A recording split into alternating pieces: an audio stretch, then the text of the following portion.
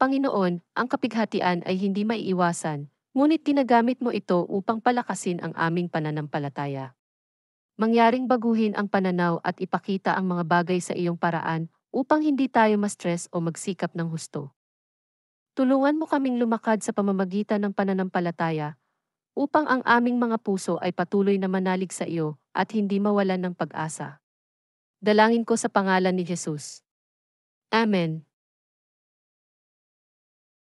Panginoon, ang kapighatian ay hindi maiiwasan, ngunit ginagamit mo ito upang palakasin ang aming pananampalataya.